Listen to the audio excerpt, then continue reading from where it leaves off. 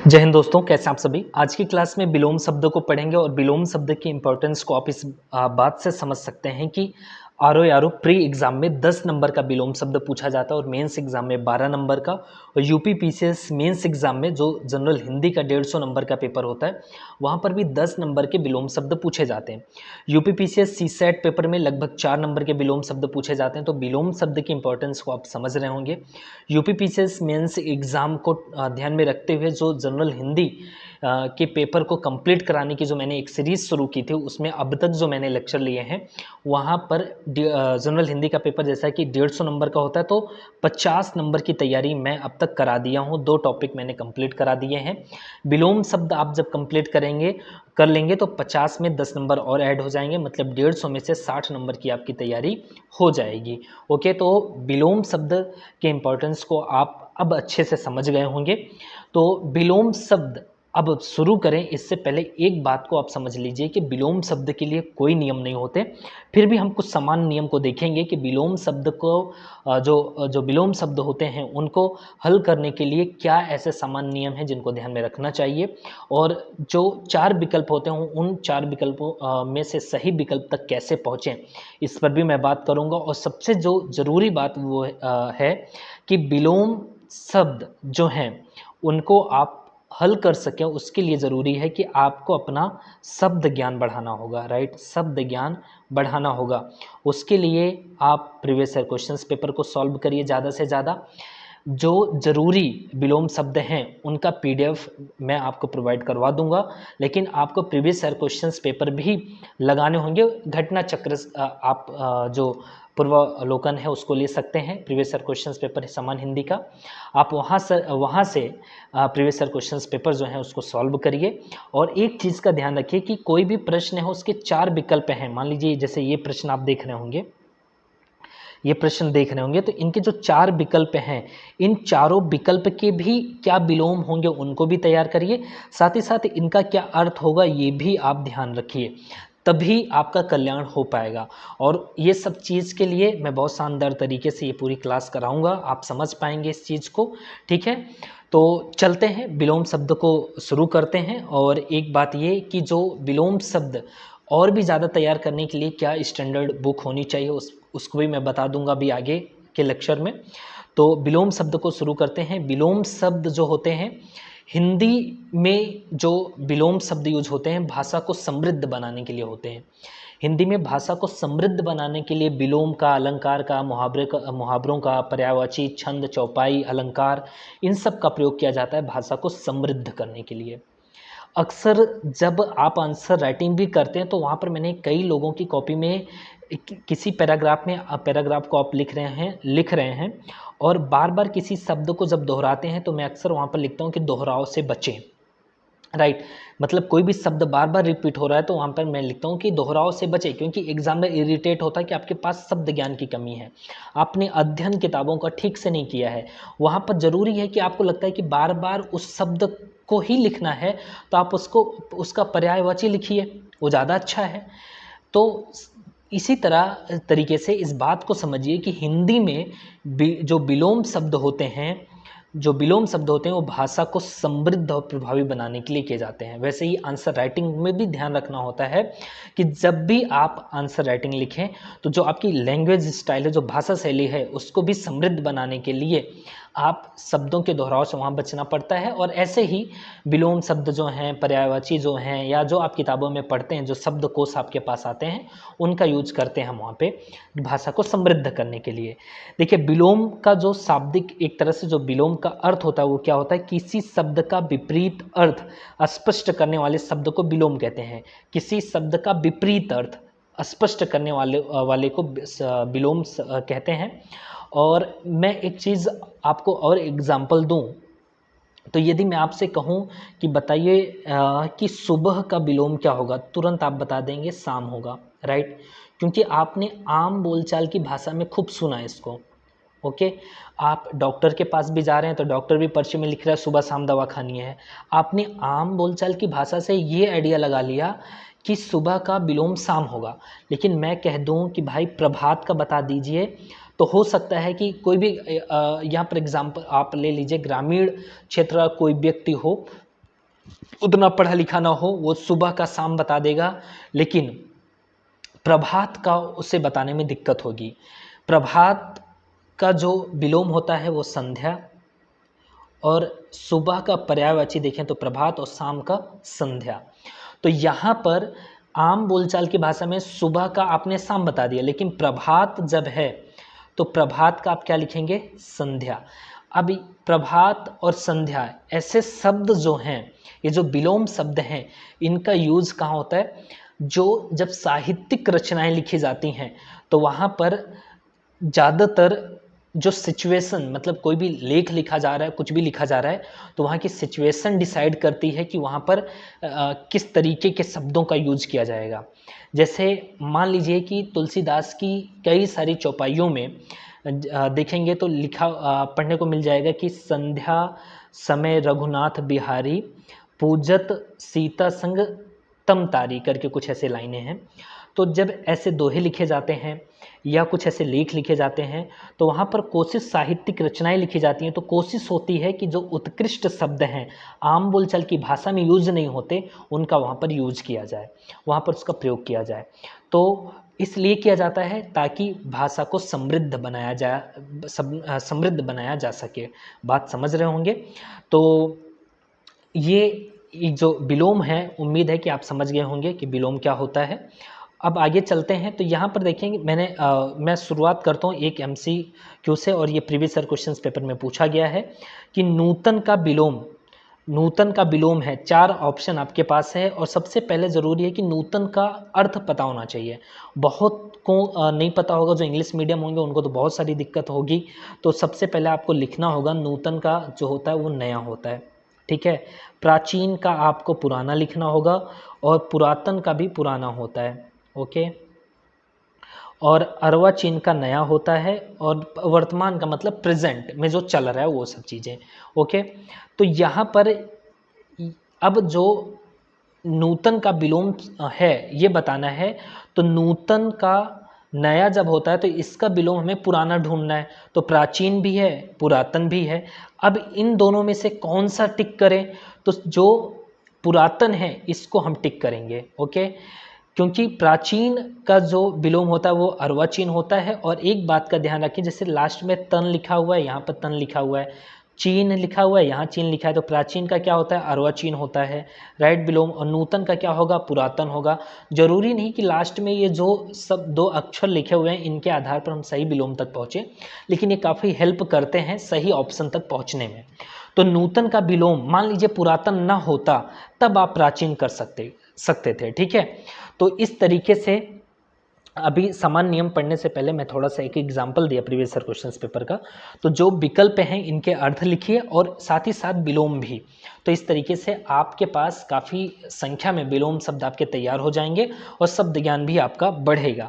विलोम के कुछ सामान्य नियम देखें तो सबसे पहले नियम जो पहला है वो ये है कि हिंदी व्याकरण में विलोम शब्द हमेशा उसी प्रकार का होता है जिस प्रकार का उसका मूल शब्द होता है। मूल शब्द का मतलब तत्सम है तो तत्सम, तद्भव है तो तद्भव, संज्ञा है तो संज्ञा, विशेषण है तो विशेषण। तो विलोम जो शब्द होंगे वो कैसे होंगे, विलोम शब्द हमेशा उसी प्रकार का होगा जिस प्रकार का उसका मूल शब्द होता है। अर्थात संज्ञा शब्द का विलोम संज्ञा और विशेषण शब्द का विलोम विशेषण होता है। थोड़ा सा संज्ञा और विशेषण को देख लेते हैं क्या होता है, ठीक है। यह संज्ञा क्या होती है, यह शब्द किसी व्यक्ति, स्थान, वस्तु, भाव या गुण के नाम को दर्शाता है। मतलब जैसे व्यक्ति में राम, स्थान में दिल्ली, और वस्तु में किताब, और भाव और गुण में प्रेम। विशेषण क्या होता है, विशेषण यह शब्द संज्ञा या सर्वनाम, सर्वनाम नहीं मैंने लिखा है, संज्ञा या सर्वनाम की विशेषता, मात्रा, गुण का वर्णन करता है। जैसे विशेषता का सुंदर, मात्रा का थोड़ा, और गुण का अच्छा। एग्जाम्पल में अब जैसे एग्जाम्पल यहाँ देखें, वह सुंदर फूल को देख रहा था, तो वह क्या है, यहाँ सर्वनाम है। सुंदर क्या है, विशेषण है। फूल क्या है, संज्ञा है। देख रहा था, क्रिया है। वही चीज़ मैंने यहाँ पर लिखी है, ओके। उसने थोड़ा पानी पिया, सुंदर क्या है, सुंदर विशेषण है, ओके। अब उसने थोड़ा पानी पिया, अब उसने थोड़ा पानी पिया, तो यहाँ पर उसने सर्वनाम है। थोड़ा यहाँ मात्रा को दिखा रहा है, राइट, मात्रा को, तो ये विशेषण है। और पानी क्या है, यहाँ पर पानी संज्ञा है, और पिया क्रिया है। अब ये सब के बाद थोड़ा सा एक एग्जाम्पल और देखें तो आकाश का एग्जाम्पल पाताल लिखा हुआ है, राइट। आकाश, आप कल्पना करिए, थोड़ा कूल होकर के सोचिए।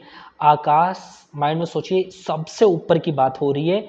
और आकाश यहाँ पर अंतरिक्ष भी ले सकते हैं, मतलब आकाश का मतलब जिसका कोई छोर नहीं है। आकाश के बाद आप कुछ और नहीं सोच पा रहे हैं, राइट। एग्जाम्पल में कूल होकर के सोचिए। अब आपके माइंड में जब इस तरीके से विलोम शब्द लिखने के लिए आइए, थोड़ा ठहरिए और सोचिए कि आकाश जब एकदम आखिरी छोर है ऊपर का, तो नीचे का क्या हो सकता है? पृथ्वी। एक क्षण के लिए आप पृथ्वी सोचेंगे, राइट। एक क्षण के लिए आप पृथ्वी सोचेंगे, लेकिन नहीं, आपको थोड़ा और रुकना होगा और ये सोचना होगा कि पृथ्वी के भी नीचे कुछ है, पाताल। ठीक है, पृथ्वी का जो केंद्र है वो 6371 है। ठीक है, उसके बाद फिर दूसरी जो परत है वो सब शुरू हो जाएंगी। तो जो केंद्र है वो 6371 है और उसी को पाताल कहा गया है। तो यहाँ पर आकाश का जब आप विलोम लिखना होगा तो पाताल होगा। पाताल ऑप्शन में नहीं है, तब आप पृथ्वी पर टिक करेंगे, राइट। समझ रहे हैं इस बात को? तो बहुत सारे अभी मैं आपको अभ्यास कराऊंगा, 50 से 100 क्वेश्चंस का लगभग मैं अभ्यास कराऊंगा और उस स्थिति पे ले जाकर के आपको खड़ा करूंगा जहां पर आप अच्छे से सोचने की स्थिति में होंगे और विलोम शब्द को सॉल्व करने की स्थिति में होंगे, राइट। चलिए, कुछ ऐसे अभी सामान्य नियम को देखते चलिए। घबराना नहीं है कि इससे क्या होने वाला है, बहुत कुछ इससे होने वाला है। पहले सामान्य नियम को देख लीजिए, फिर इसके बाद चीज़ें समझ में आएंगी जब मैं अभ्यास कराऊंगा प्रीवियस ईयर क्वेश्चन पेपर का। कमजोर का मजबूत होता है, कटु का मधुर होता है। अब दूसरा देखें तो लिंग परिवर्तन द्वारा विलोम शब्द बनाना।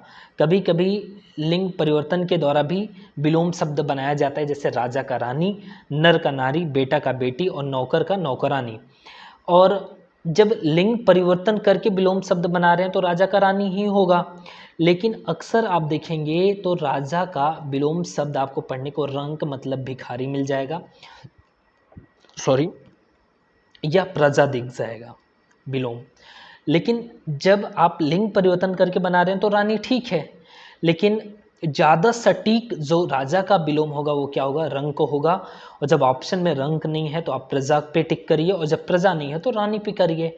ओके, तो ये चीज़ें थोड़ा हैं, यहाँ पर आपको ध्यान रखना है। लिंग परिवर्तन द्वारा विलोम शब्द बनाया जा रहा है तो राजा का आप रानी किए, नर का नारी किए, बेटा का बेटी और नौकर का नौकरानी।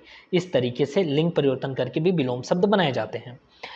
तीसरा नियम यह है कि हिंदी भाषा में कुछ शब्दों के विलोम निश्चित होते हैं, वो निश्चित हैं। ठीक है, काला का सफ़ेद ही है, राइट। आप काला कोई एकदम ब्लैक चीज़ें देख रहे हैं तो ऑटोमेटिक एक समान सा नियम है कि आप खुद से सोचिए ना कि काला है तो सफ़ेद पर ही आप टिक करेंगे यदि 4 ऑप्शन आपके पास सामने होंगे। तो जब अभी ऑप्शन जो प्रीवियस ईयर क्वेश्चन पेपर कराऊंगा तो और भी बहुत सारी चीज़ें क्लियर होंगी आपकी। गंगा का कर्मनाशा, ईद का मुहर्रम।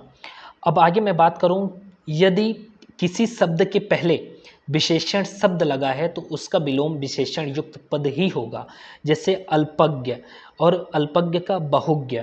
यहाँ पर देखें तो अल्पज्ञ जो अल्प है, अल्प जो है ये विशेषण है और क्या बता रहा है? ज्ञा मतलब ज्ञान, किसी के पास अल्प ज्ञान है। ज्ञान ये भी बता रहा है कि एक तरीके से संज्ञा, मतलब किसी संज्ञा के बारे में ही बात कर रहा है कि उसके पास अल्प ज्ञान है और किसी के पास बहु ज्ञान है, बहुत ज़्यादा ज्ञान है।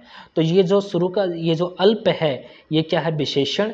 जब ऐसा होगा तो उसका विलोम विशेषण युक्त पद ही होगा। तो यहाँ पर अल्प का तो यहाँ पर बहु हो जाएगा और ज्ञा जो है वो ऐसे का वैसा आप लिख देना है, राइट। उसी तरीके से देखें तो अल्पसंख्यक का अल्प जो है ये विशेषण है, बहु भी क्या है? विशेषण है। संख्यक, अल्पसंख्या मतलब कम संख्या में और बहुसंख्या का मतलब अधिक संख्या में।